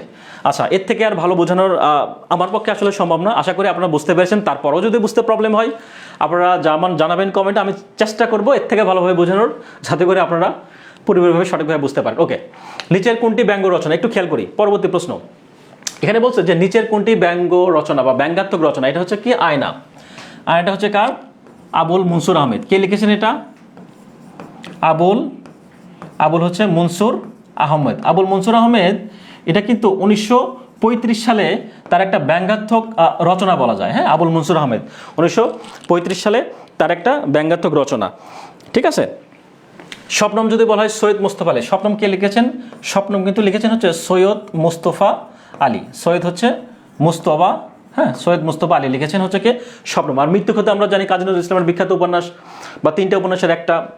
তারপর 23 নম্বর তেলচিত্র আমরা একটু আগে পড়েছি আলাউদ্দিন আল আজাদের। ওকে, একটু খেয়াল করো, দুরবস্থা শব্দটি সন্ধি বিচ্ছেদ করা হলে নিচের কোনটি পাওয়া যায়। দুরবস্থা সন্ধি বিচ্ছেদের ক্ষেত্রে কিন্তু গুরুত্বপূর্ণ একটা নিয়ম আমরা জানি কি, র ইকুয়াল টু, র যদি থাকে এটার পরিবর্তে কি বসবে, একটা বিসর্গ বসবে। র এর পরিবর্তে বিসর্গ, তাহলে একটু খেয়াল করো, র আছে এখানে, তাহলে র এর পরিবর্তে যদি বিসর্গ, দুরবস্থার ক্ষেত্রে কি হবে, র যদি বিসর্গ হয় তার মানে কি র এর পরিবর্তে বিসর্গ দিলাম, যোগ অবস্থা মানে কি, কিছু নাই মানে কি, স্বরেও, তার মানে কি বিসর্গ যোগ অবস্থা।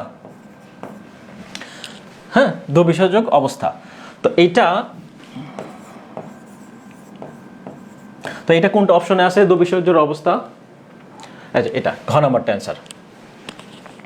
ঠিক আছে। যদি বলা হয় নিরাশা, নিরাশাকে ভাঙলে আমরা কি পাবো, একটু কমেন্টে করুন আপনারা যারা পারেন, একটু কমেন্ট করুন দেখি কেমন পারে। যদি বলা হয় প্রাতরাশ, হ্যাঁ, যদি বলা হয় প্রাতরাশকে যদি ভাঙাই তাহলে এটা কি হবে, জাস্ট আমরা নিয়ম জানছি কি, যদি র থাকে তাহলে সেটা কি হবে, বিসর্গ হবে। তার মানে কি, এখানে র আছে, তার মানে এখানে বিসর্গ হবে, র উঠাইতে বিসর্গ, তার মানে কি বিসর্গ যোগ কি হবে, আকার মানে কি সরিয়া, স্বরবর্ণের সংক্ষিপ্ত রূপকে কি বলে, সরিয়া। স্বরবর্ণের সংক্ষিপ্ত রূপ হচ্ছে সরিয়া। স্বরবর্ণ কতগুলো আমরা জানি 11টি, বাট আকার যেগুলো কি বলে, আকার রয়েছে, কার রয়েছে, সেগুলো কয়টি, 10টি। সেই সরিয়াতে কিন্তু একটা সরিয়া মানে সরিয়া, এই সরিয়া। হ্যাঁ, আস। যদি বলা হয় প্রাতরাশ, হ্যাঁ, যদি বলা হয় প্রাতরাশ তাহলে সেক্ষেত্রে কি হবে, প্রাতরাশ। তো প্রাতরাশের ক্ষেত্রে যদি বলা হয় তাহলে কি হবে, আগে প্রাতটা বসালাম, রটা উঠে যাবে, যে কি বসবে, বিসর্গ বসবে, বসালাম, যোগ থাকবে, এখানে আকার মানে কি, আকার মানে একটা সরিয়া, যা আছে তাই সরিয়া। হ্যাঁ, বাট আপনাদের কিন্তু মনে হইতে পারে, যারা নিয়ম জানে না, প্রাতরাশ, আপনাদের মনে হইতে পারে যে প্রাত বিসর্গ যোগ রাস হবে, আপনাদের কিন্তু এটা মনে হতে পারে, এখানে তো রাস আসে তার মানে এখানে রাস হবে, এটা কিন্তু আমাদের মনে হতে পারে। বাট এখানে কিন্তু রাস না হয়, এখানে আস হবে। কেন আস হবে, এখানে সরিয়া আছে, সরিয়া থাকলে আমরা নিয়ম কি জানি, কারের যে নিয়ম, এখানে কি, এই যে কার ইকুয়াল টু সরিয়া। হ্যাঁ, এখানে কি, কার ইকুয়াল টু সরিয়া। হ্যাঁ, কার ইকুয়াল টু সরিয়া। হ্যাঁ, কার ইকুয়াল টু হচ্ছে সরিয়া। তাহলে এটা আমরা জানলাম, সেটারই প্রাত বিসর্গযোগ স্বরের আকারের পরিবর্তে স্বরেয়া বসালাম। ওকে, এটাই নিয়ম। শরৎচন্দ্র চট্টোপাধ্যায়ের লেখা প্রথম গল্প বা সাহিত্যকর্ম কোনটি? শরৎচন্দ্র মন্দির, আমরা কিন্তু এটা জানি খুবই গুরুত্বপূর্ণ একটা শরৎচন্দ্রের গল্প, সেটা হচ্ছে কি মন্দির। মন্দির হচ্ছে 1903 সালে প্রকাশিত হয়, শরৎচন্দ্র চট্টোপাধ্যায়ের খুবই বিখ্যাত একটা গল্প বলা যায়। ঠিক আছে, এই গল্পের জন্য তিনি কুন্তলীন পুরস্কার লাভ করেন। কোন পুরস্কার? কুন্তলীন পুরস্কার। শরৎচন্দ্র চট্টোপাধ্যায় কুন্তলীন পুরস্কার লাভ করেন কত সালে? কুন্তলীন পুরস্কার লাভ করেন কিসের জন্য? মন্দির পুরস্কার জন্য। মন্দির গল্প হচ্ছে লেখার জন্য। কত সালে প্রকাশিত? 1903 সালে, এবং কুন্তলীন পুরস্কার লাভ করেন এটার জন্য। ওকে,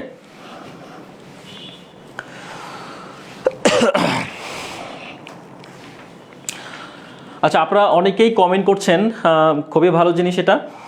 আর পাশাপাশি একটা কথা বলি, সেটা হচ্ছে আপনারা যারা আমাদের পেজে যারা নতুন যুক্ত হচ্ছেন বা আজকে যারা নতুন ফার্স্ট ক্লাস করছেন, আপনাদের প্রতি অনুরোধ থাকবে, আমাদের ক্লাসের শেষে দেখবেন যে আমাদের কমেন্টে আমাদের প্রাইভেট গ্রুপের লিঙ্কটা দেওয়া হয়েছে, অর্থাৎ ফেসবুকে প্রাইভেট গ্রুপের লিঙ্ক দেওয়া রয়েছে।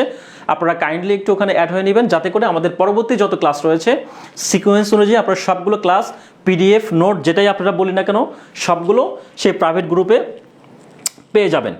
ওকে, পরবর্তী প্রশ্ন একটু খেয়াল করি। হেড মৌলবী কোন ভাষার শব্দ যোগে গঠিত হয়েছে? হ্যাঁ, হেড মৌলবী, এগুলো মুখস্থ করার বিষয়, বোঝানোর তেমন কিছু। হেড মানে কি? আমরা জানি হেড মাস্টার, হেড টিচার, ইংরেজি শব্দ, তাহলে ইংরেজি যোগ ফার্সি। আর মৌলবী হচ্ছে কি শব্দ? ফার্সি শব্দ। ওকে, পরবর্তী প্রশ্ন একটু খেয়াল করি। ক্ষমার অযোগ্য, এক কথায় কি হবে? ক্ষমার্য। ক্ষমার অবর্জ্য, ক্ষমার্য। যদি বলা হয় যে ক্ষমার যোগ্য, একটা হচ্ছে অযোগ্য আর একটা হচ্ছে যোগ্য। এখানে প্রশ্নে বলা হচ্ছে ক্ষমার অযোগ্যকে আমরা কি বললাম? ক্ষমার্য। আর যদি বলা হয় ক্ষমার যোগ্য, সেটা কি হবে? ক্ষমার্য। হ্যাঁ, ক্ষমার্য, ক্ষমার্হ। যদি বলা হয় ক্ষমার যোগ্য, অর্থাৎ ক্ষমা করা যায়, সেটা কি হবে? সেটা হচ্ছে ক্ষমার্য। হ্যাঁ, আর যদি বলা হয় ক্ষমার্হ, আর যদি বলা হয় ক্ষমার অযোগ্য, সেক্ষেত্রে হচ্ছে কি হবে? ক্ষমার্য। ওকে, পরবর্তী প্রশ্ন দেখি। রবীন্দ্রনাথ ঠাকুর রচিত কৌতুক নাটক কোনটি? রবীন্দ্রনাথ ঠাকুরের রচিত কিন্তু কৌতুক নাটক হচ্ছে বৈকুণ্ঠের খাতা। বৈকুণ্ঠের খাতা কৌতুক নাটকের মধ্যে রয়েছে বৈকুণ্ঠের খাতা। আরও কিছু কয়েকটা কৌতুক নাটকের কথা যদি বলি, যদি বলা হয় হচ্ছে যে গোড়াই গলদ। হ্যাঁ, গোড়াই গলদ। আচ্ছা, যদি বলা হয় গোড়াই গলদ, ঠিক আছে, গোড়াই গলদ, এটা কিন্তু রবীন্দ্রনাথ ঠাকুরের একটা বিখ্যাত অন্যান্য যে কি বলে কৌতুক নাটক রয়েছে, সেটার মধ্যে কিন্তু একটা অন্যতম একটা গুরুত্বপূর্ণ। আর যদি বলে চিরকুমার সভা, চিরকুমার সভা, হ্যাঁ, চিরকুমার সভা কিন্তু রবীন্দ্রনাথ ঠাকুরের সব থেকে শ্রেষ্ঠ কৌতুক নাটক চিরকুমার সভা, যেটা কিনা 1926 সালে প্রকাশিত হয়, চিরকুমার সভা কৌতুক নাটক। এবং আরও কৌতুক নাটকের মধ্যে যদি বলা হয় শেষ বৃক্ষ, হ্যাঁ, যদি বলা হয় শেষ বৃক্ষ, তো আমরা মোটামুটি কৌতুক নাটকের মধ্যে পেলাম হচ্ছে গোড়াই গলদ, তারপর পেলাম গোড়াই গলদ, চিরকুমার সভা, সরি এখানে শেষ বৃক্ষ, শেষ লেখা, হ্যাঁ, শেষ লেখা। ওকে,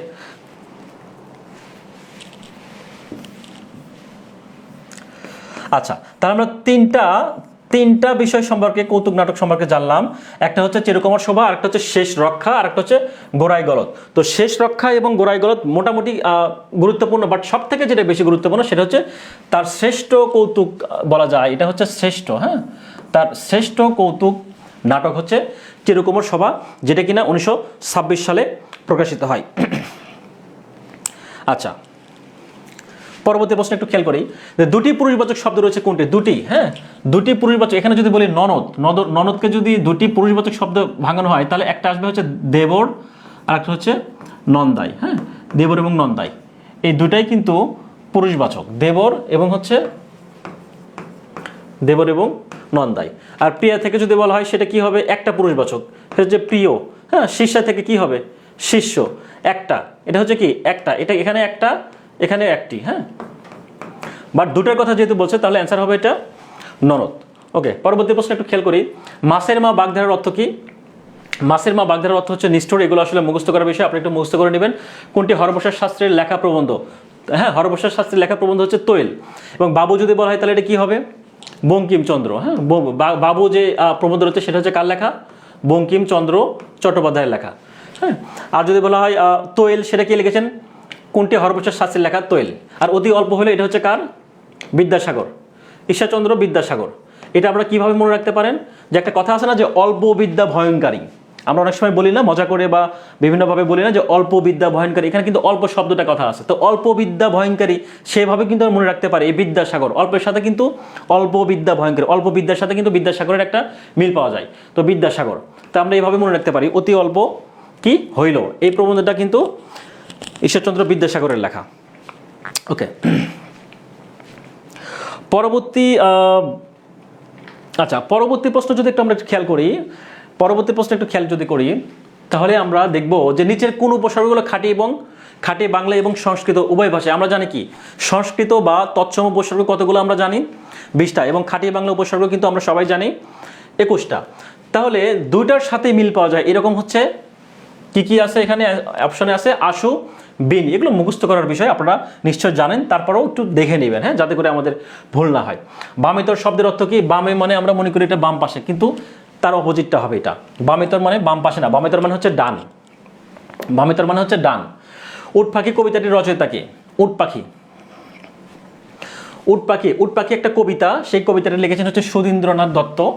তো উট পাখি কবিতা এটা হচ্ছে কুন্দ্রসী, কুন্দ্র, হ্যাঁ, কুন্দ্রসী, কুন্দ্রসী কাব্যের অন্তর্গত, কুন্দ্রসী কাব্যের অন্তর্গত, যেটা কিনা আসলে 1937 সালে প্রকাশিত হয়। 1937 সালে কুন্দ্রসী, কুন্দ্রসী কাব্য প্রকাশিত হয়। সেই কুন্দ্রসী কাব্যের একটা কবিতা হচ্ছে উট পাখি, যেটা কিনা সুধীন্দ্রনাথ দত্ত প্রকাশিত করেন বা প্রকাশনা করেন। ওকে, পরবর্তী প্রশ্ন একটু খেয়াল করি। আচ্ছা, বানানটা এটা কোন কুন্দ্রসী, বানানটা হচ্ছে ক্রন্দোষী হবে, হ্যাঁ, কুন্দ্রসী, কুন্দ্রসী, বানানটা একটু খেয়াল করে নিন, কুন্দ্রসী। আচ্ছা, পরবর্তী প্রশ্ন একটু খেয়াল করি। পরবর্তী প্রশ্নে বলছে যে কোন বাক্যে সমুচ্চয়ী অব্যয় ব্যবহৃত হয়? সমুচ্চয়ী অব্যয়ে আরেক নাম হচ্ছে সম্বন্ধ পদ, হ্যাঁ, সম্বন্ধ অব্যয়, সম্বন্ধ অব্যয়, হ্যাঁ, সমুচ্চয় হচ্ছে সম্বন্ধবাচক অব্যয় বা সম্বন্ধ অব্যয়, হ্যাঁ। তাহলে কোন বাক্যে সমুচ্চয়ী অব্যয় ব্যবহৃত হয়েছে? খেয়াল করি, লেখাপড়া করো অথবা নতুবা ফেল করবে, এখানে যদি বলি সম্বন্ধবাচক অব্যয়, সম্বন্ধ বা সম্বন্ধবাচক। আচ্ছা, তাহলে সম্বন্ধবাচক অব্যয়, তো সম্বন্ধবাচক অব্যয়ের ক্ষেত্রে আমরা কি জানবো যে কোন বাক্যে সমুচ্চয়ী অব্যয়ের অপর নাম হচ্ছে সম্বন্ধ। সমুচ্চয়ী অব্যয়টা আসলে কি, বা সম্বন্ধবাচক অব্যয়টা আসলে? সম্বন্ধবাচক অব্যয়টা হচ্ছে যে আমরা যখন দুইটা বাক্যকে যখন সংযুক্ত করব বা কি করব, আলাদা করব বা সংক্ষেপণ করব, সেক্ষেত্রে কিন্তু সম্বন্ধবাচক বা সমুচ্চয়ী অব্যয় হয়। সমুচ্চয়ী অব্যয় কিন্তু আমরা জানি কয় প্রকার?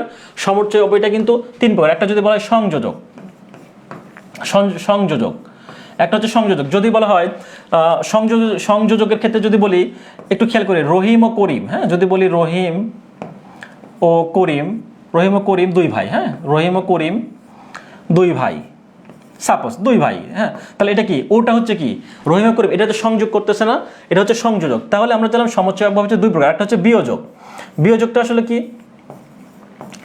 পার্থক্য করবে, যে বলা যায় মন্ত্রের সাধন কিংবা শরীর পাতন, হ্যাঁ, মন্ত্রের সাধন কিংবা শরীর, তাহলে কিংবা কিংবা সেক্ষেত্রে কি হবে? এখানে বিয়োজক হবে। আর যদি বলা হয় হচ্ছে যে সংকোচক, আরেকটা হচ্ছে কি বিয়োজক, আরেকটা হচ্ছে সংকোচক। সংকোচকটা আসলে কি? সংকোচক মানে কি? ছেলেটা যদি উদাহরণ যদি বলা হয় ছেলেটা হচ্ছে কি মেধাবী কিন্তু গরিব, যদি বলা হয় ছেলেটা মেধাবী কিন্তু গরিব, সেই কিন্তুটাই হচ্ছে কি? সেই কিন্তুটাই হচ্ছে সংকোচন করা। তার মানে এখানে কি লেখাপড়া করো নতুবা ফেল করবে, এই নতুবাটা হচ্ছে কি? এই নতুবা হচ্ছে এখানে সংকোচক। অর্থাৎ আমরা সমুচ্চয় অব্যয় জানলাম 3 প্রকার। একটা হচ্ছে সংকোচক, সংযোজক, আরেকটা হচ্ছে বিয়োজক, আরেকটা হচ্ছে কি সংকোচক। 3টা। তো 3টার মধ্যে আমরা যেটা করলাম, যেটা হচ্ছে সংযুক্ত করবে সেটা হচ্ছে সংযোজক, যেটা আলাদা করবে বিয়োজক, আর একটা হচ্ছে কি সংকোচক, হচ্ছে কি সংক্ষিপ্ত করবে, এটা হচ্ছে সমুচ্চয়ী অব্যয় বা হচ্ছে কি সম্বন্ধবাচক অব্যয়।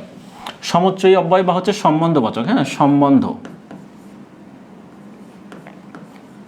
সম্বন্ধবাচক অব্যয়। ওকে, সমুচ্চয়ী অব্যয়ের অন্য নাম হচ্ছে সম্বন্ধবাচক অব্যয়। ওকে, পরবর্তী প্রশ্ন একটু খেয়াল করি, যে আমি কিংবদন্তির কথা বলছি, এটা কার? খুব বিখ্যাত একটা উক্তি, আমি কিংবদন্তির কথা বলছি, আবু জাফর ওবায়দুল্লাহ। এটা কিন্তু কাব্যগ্রন্থ কিন্তু 1981 সালে প্রকাশিত হয়। কত সালে প্রকাশিত হয়? 1981 সালে প্রকাশিত হয়। এই প্রকাশিত কাব্যের মধ্যে 39টি কবিতা রয়েছে, হ্যাঁ, এই কবিতার মধ্যে কতটি কবিতা রয়েছে? 39টা কবিতা রয়েছে। 39টা কবিতা রয়েছে। আমি কিংবদন্তির কথা বলছি, আবু জাফর উবাইদুল্লাহর যে কাব্যগ্রন্থ সেটা হচ্ছে 1981 সালে প্রকাশিত হয় এবং 39টা কবিতা রয়েছে। ওকে, কান্নায় শোক কমে, এ বাক্যে কান্নায় কোন কারক? একটু খেয়াল করি, কান্নায় শোক কমে তার মানে কি? কান্না করলে কিন্তু মানুষের দুঃখ কমে, শোক কমে। বা যদি বলা হয় যে সূর্যোদয়ে অন্ধকার দূরীভূত হয়, অর্থাৎ সূর্য যখন উদিত হয়, সূর্য যখন ওঠে তখন কিন্তু অন্ধকার দূরীভূত হয়। অর্থাৎ একটা কাজের পরিবর্তে কিন্তু আরেকটা যখন কাজ হবে সেটাকে আমরা কি বলবো? যদি একটা কাজের মাধ্যমে যখন আরেকটা কাজ হয় তখন সেটাকে আমরা কি করব, কি বলবো? অধিকরণ কারক। অধিকরণ কারকে ভাবাধিকরণ। আমি একটু উদাহরণ যদি বলি,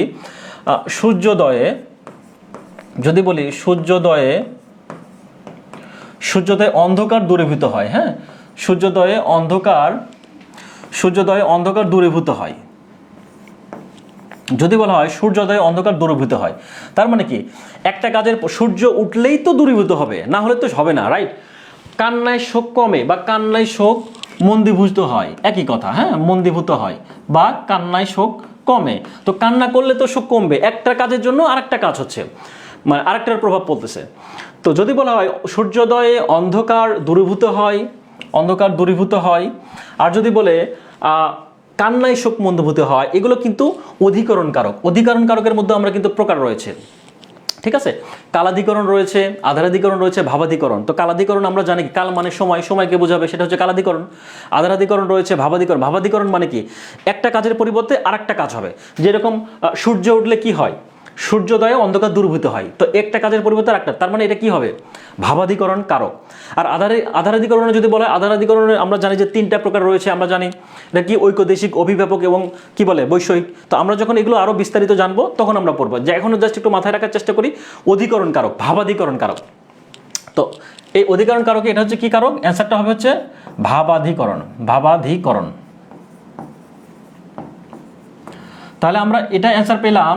প্রশ্নে আসছে কান্নায় শোক কমে, তাহলে এই বাক্য কান্নায় কোন কারক? অধিকরণ কারক। অধিকরণ কারকের মধ্যে আবার কিন্তু ক্যাটাগরি রয়েছে, সেটা হচ্ছে ভাবাধিকরণ কারকের মধ্যে এটা পড়ে যাচ্ছে, ঠিক আছে? ভাবাধিকরণ। আর ভাবাধিকরণ কারক কিন্তু সবসময় কি হয়? ভাবে সপ্তমী। ভাবাধিকরণের আরেক নাম হচ্ছে ভাবে সপ্তমী। তার মানে এই কারকটা কিন্তু অল টাইম কখনোই কিন্তু সপ্তমী বিভক্তির বাইরে যাবে না।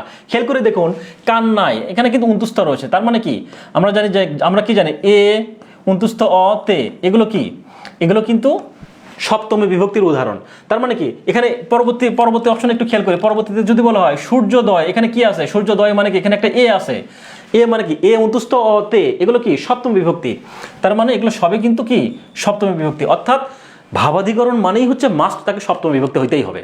সপ্তমী বিভক্তি না হলে সেটা ভাবাধিকরণ কখনো কোনো কি আমাদের আগ পর্যন্ত হবে না, সাফ কথা। সেই জন্যই কিন্তু এই ভাবাধিকরণের অন্য আরেকটা নাম কি? ভাবে হচ্ছে সপ্তমী। এটা হচ্ছে কি? অন্য আরেকটা নাম, ভাবে সপ্তমী। ভাবে সপ্তমী বা হচ্ছে কি? ভাবাধিকরণ কারক। ওকে, আশা করি বুঝতে পেরেছেন। আচ্ছা, পরবর্তী প্রশ্ন একটু, বাঁধনহারা কাজী নজরুল ইসলামের কোন ধরনের রচনা? বাঁধনহারা কাজী নজরুল ইসলামের কোন ধরনের রচনা?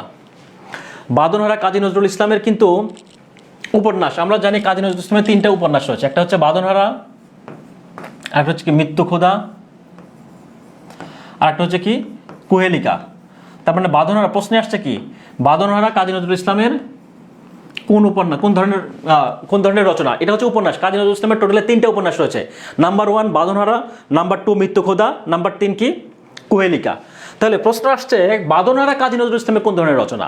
বাঁধনহারা কিন্তু কাজী নজরুলের উপন্যাস, আমরা জানলাম। এটা হচ্ছে 1927 সালে, বাঁধনহারা কাজী নজরুল ইসলামের 1927 সালে প্রকাশিত হয়।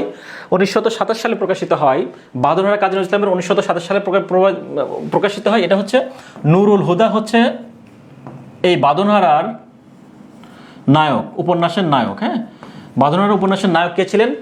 নুরুল হুদা।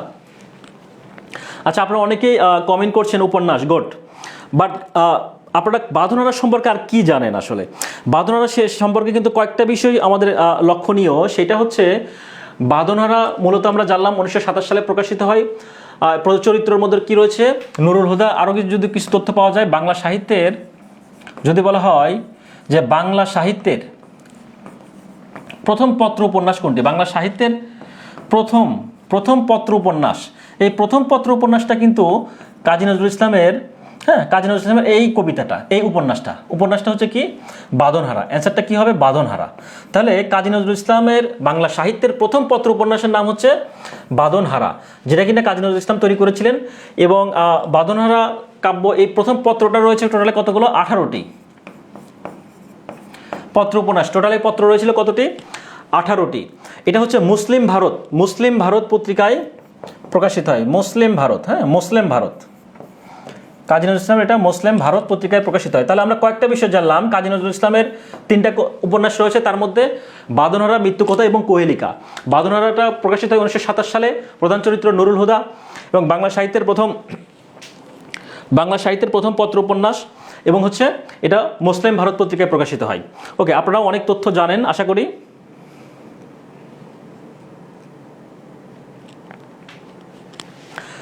আচ্ছা, অনেকে স্লাইডের কথা জিজ্ঞেস করেন। আসলে স্লাইড আমরা ক্লাস শেষে আমাদের যে পার্সোনাল ফেসবুকের প্রাইভেট যে গ্রুপ, অর্থাৎ ফেসবুকের যে প্রাইভেট গ্রুপ রয়েছে আমাদের, যেটা কমেন্ট বক্সে দেওয়া রয়েছে, সেই গ্রুপে আমাদের পিডিএফ, আজকের ক্লাসের পিডিএফটা দেওয়া হবে। ঠিক আছে, পিডিএফ নিয়ে কোনো টেনশনের কোনো কারণ নেই।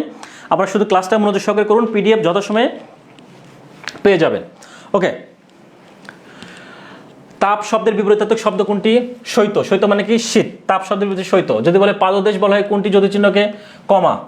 এগুলো বোঝার তেমন কিছু নেই। হ্যাঁ, মঙ্গল যুগের শেষ কবির নাম কি? মঙ্গল যুগের শেষ কবির নাম হচ্ছে ভারতচন্দ্র রায়গুণাকার। যদি বলা হয় মধ্যযুগের শেষ কবির নাম কি? মঙ্গল যুগ এবং মধ্যযুগের শেষ কবি একই ব্যক্তি, সেটা হচ্ছে ভারতচন্দ্র। যদি বলা হয় মঙ্গল যুগের শেষ কবির নাম কি, সেটা হবে ভারতচন্দ্র রায়গুণাকার। যদি বলা হয় মধ্যযুগের শেষ কবির নাম কি, সেটার অ্যান্সার হবে ভারতচন্দ্র রায়গুণাকার। ইনি কত সালে জন্মগ্রহণ করেন? 1712 সালে জন্মগ্রহণ করেন, এবং মৃত্যুবরণ করেন কত সালে? 1760 সালে।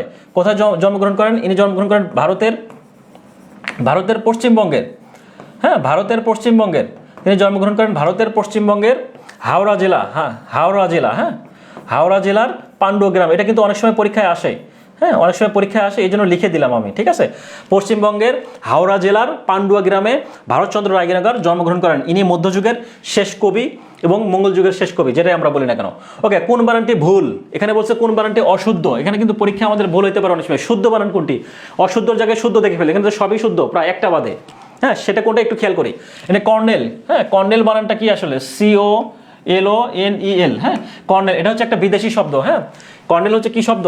ফরাসি শব্দ। কর্নেল হচ্ছে ফরাসি শব্দ। তাহলে আমরা নিয়ম কি জানি? বাংলা বানানের নিয়ম যখন আমরা পড়বো, যত বিদেশি শব্দ রয়েছে সবগুলো কি হবে? এখানে মূর্ধন্য হয় না, এটা কি হয়? দন্তন্য হয়। তার মানে এটা বাংলা বানান হবে হচ্ছে কর্নেল। হ্যাঁ, উপরে একটা রেফ থাকবে। কর্নেল বানানটা হচ্ছে এইরকম হবে। তার মানে এখানে প্রশ্নে বলছে কি অশুদ্ধ কোনটি, তার মানে এটা অশুদ্ধ। স্টেশন একটা ইংরেজি শব্দ। তো ইংরেজি শব্দ সেই ক্ষেত্রে কি বলবে? এখানে দন্তুস্ব হবে। এখানে শুদ্ধ হতো কখন? এখানে তো শুদ্ধটাই রয়েছে। এখানে যদি মূর্ধন্যস্ব থাকতো তাহলে হতো না। যেহেতু স্টেশন দন্তুস্ব রয়েছে, সেক্ষেত্রে এটা হচ্ছে শুদ্ধ অ্যান্সার। এখানে লন্ডন, এখানে দন্তুনা বসছে কেন? কারণ এটা বিদেশি শব্দ দন্তুনা বসে। ওকে, পোশাক সেম, একই কাহিনী। ওকে, যদি বলে ইউরোডকটা আসলে এর সঠিক বাংলা কোনটি? ইউরোডকের সঠিক বাংলা হচ্ছে দুর্বল ব্যক্তি। হ্যাঁ, যার আসলে কোনো শক্তি নেই, অর্থাৎ দুর্বল ব্যক্তি, তাকে বলা হয় হচ্ছে ইউরোডক। এটাকে সঠিক বাংলা হচ্ছে ইউরোডক।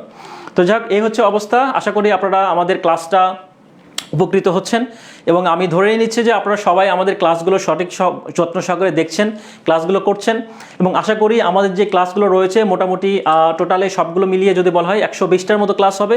এবং যে 2.5 মাসে যে জার্নি, অর্থাৎ 75 দিনের যে জার্নি, আমার বাংলা ক্লাসে যে 30টা টোটালি ক্লাস হবে, সেটার ধারাবাহিকতায় আমি 5 নাম্বার ক্লাসটা আমি শেষ করলাম। ইনশাআল্লাহ পরবর্তী যে ক্লাসটা থাকবে সেইটা আগামী নেক্সট যে কি বলে রবিবার রয়েছে, অর্থাৎ আমার ক্লাসটা থাকবে টোটালি 3 দিন, রবিবার, মঙ্গলবার এবং বৃহস্পতিবার। তো আপনাদের সামনে যেহেতু আজকে রবিবার ক্লাস নিলাম, নেক্সট যেই পরশুদিন অর্থাৎ মঙ্গলবার আমাদের ক্লাস হবে। তো ততদিন পর্যন্ত ভালো থাকবেন, সুস্থ থাকবেন। ধন্যবাদ সবাইকে। আসসালামু আলাইকুম রহমতুল্লাহ।